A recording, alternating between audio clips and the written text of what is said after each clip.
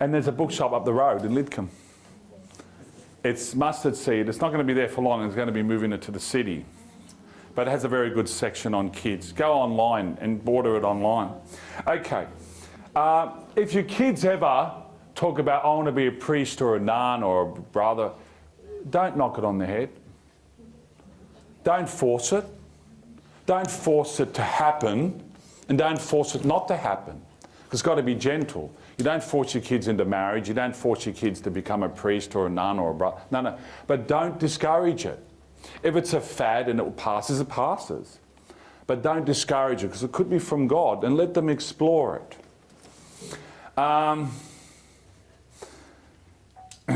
If your kids get interested in politics, my wife said to me yesterday, there's no way I'm going to let my kids go into politics. And okay, all right, I don't think they're interested.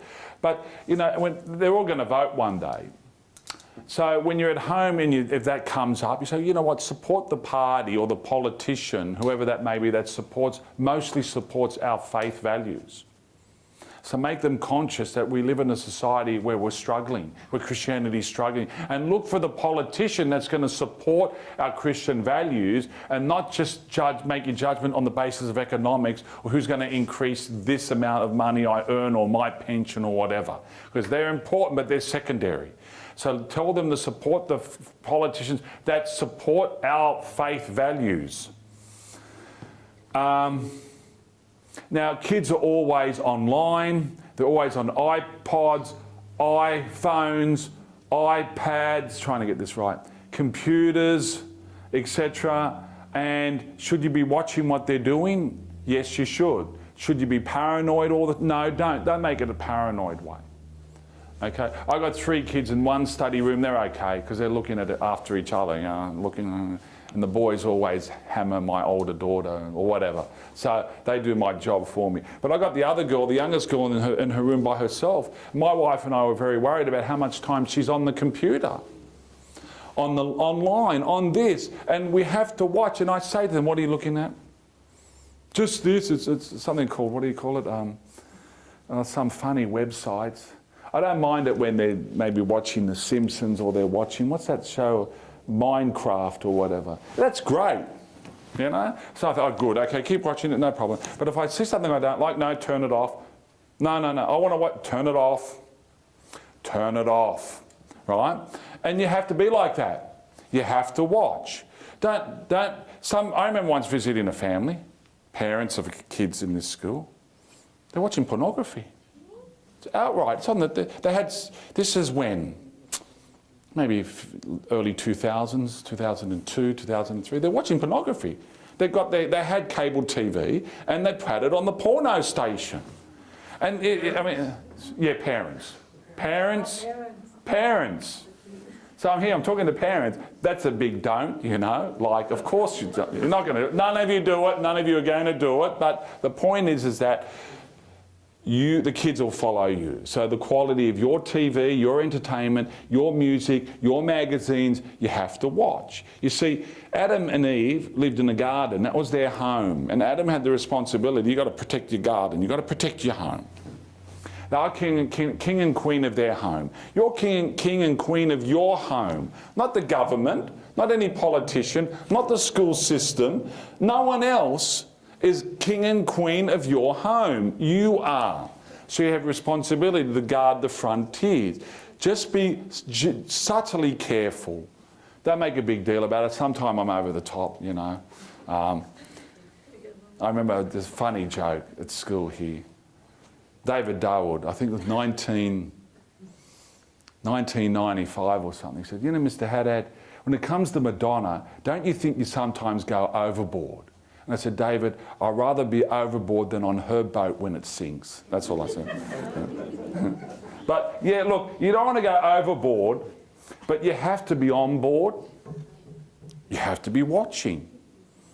These influencers are going to compete with you. You don't want competition in the home.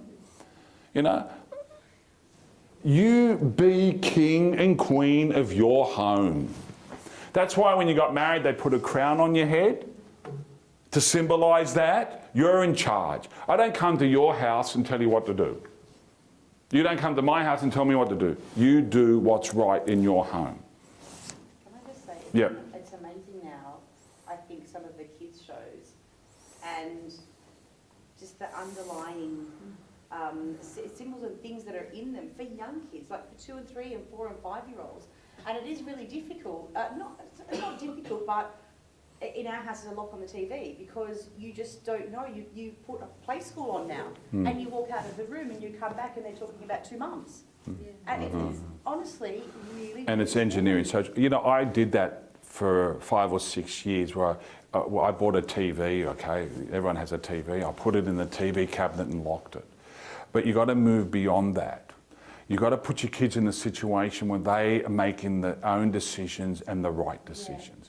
You can't lock the door on your kids after a certain age, right? You have to put your kids in a position where they are making their own decisions when you're not around, when you're not looking, and they're making the right decisions because you brought them up in what's right and you explained it to them why it was right. You gave them the reasons. But I just think they're trying to influence them from such a young age. Of course they are. Play school. That's why I gave the introduction I gave, because we are living in a culture which is deliberately, consciously, systematically working to destroy Christian society and all Christian values and to put in its place a post-Christian world. You have to have that mindset that this is deliberate. You know, when they had Beauty and the Beast come out this year and they have the gay people in it, that's not an accident. This is, we are moving to the next step, okay, to program the next generation to accept this as normative. Okay, just again looking at the time. The last thing I want to say is, I say this because I'm a victim of this myself, is about when you're at home, you know, sport is important. We all like sport. I made a joke about it already, you know, St George lost yesterday by 1 point, and that made me very happy. But I shouldn't be like that. I shouldn't be like that, you know.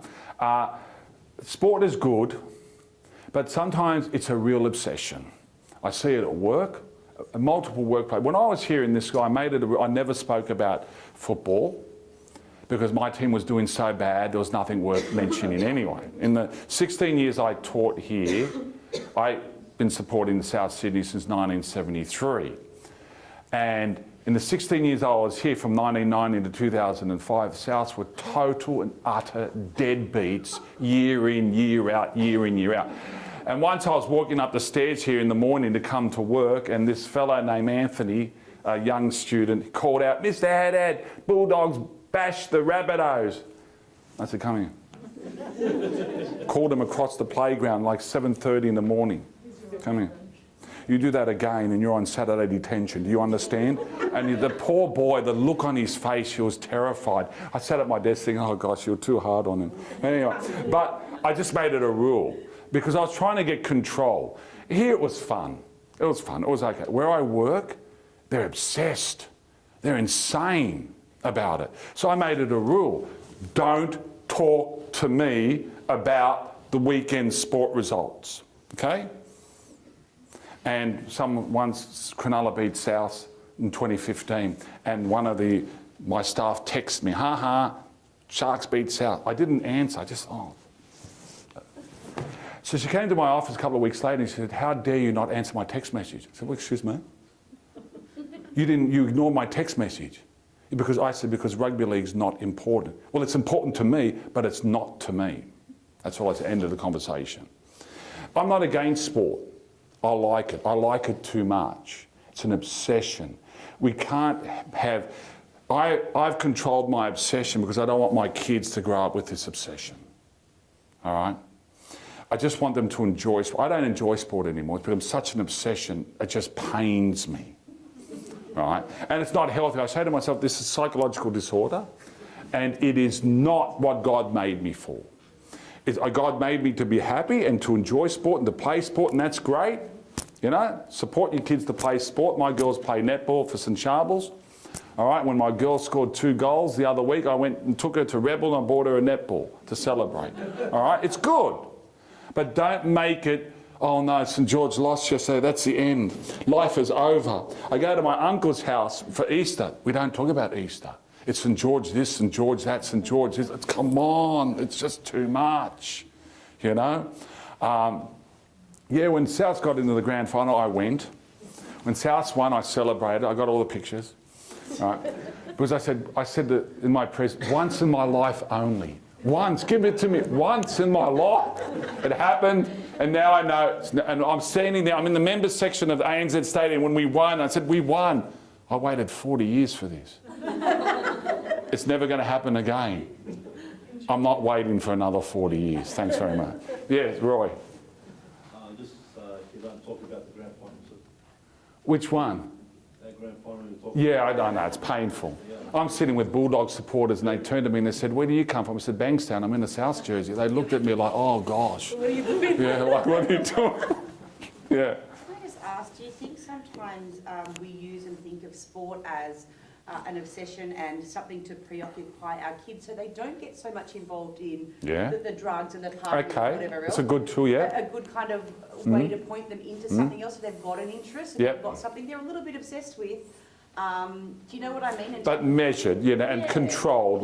But what irks me is that our schools are much more concerned, some of our schools are much more concerned with producing footballers than faithful people. Yeah. Footballers on weekends, not young people going to church on weekends. In England, you go watch the EPL, there's the grounds are full and the churches are empty. There's a disorder there, something's gone wrong. It's become an idolatry. We've replaced God with sport. Now, it's become our obsession, our measuring stick for happiness. I say to my friends, listen, don't make it your measuring stick for happiness. Okay, if the Bulldogs lost, they lost. All right, okay. So Josh Reynolds signed with the Tigers, get over it. You know, it doesn't matter. It's not your measuring stick for happiness. All right, that's what I'm saying. Don't infect your kids with obsessions about sport. All right, I'm finished now. So I'm open to questions. If you feel the need to leave, don't hesitate. But I'll take a few questions, and when Joanne, when you think it's enough, that's enough. Okay, yes? Thank you. It wasn't really a question, more just a comment. I see so many parents that say, oh, my child's in, you know, piano, in karate, and whatever, Greek dancing, whatever they do, and then, you know, you might not see them at church. Just say, oh, which church do you go to, or whatever. You know, we go to a Catholic school as well. And they'll say, oh, we just don't have time for church. And I just think, you have time for all these other things, and they're the priorities. It's a huge mistake. What you've just outlined is a huge mistake. We've crowded God out. Right, you've got to draw parameters, bottom lines. My kids know, your kids know. Sunday, church, end of the story. Nothing gets in the way. Sunday, church, end of the story. Okay, maybe Saturday night, maybe Sunday night, church every week, not a discussion point. Not open for discussion. And it has to come from the mum and the dad. Are your kids, they want to go to church, or do you have just... Most of the time. But they never, none of them, thanks God,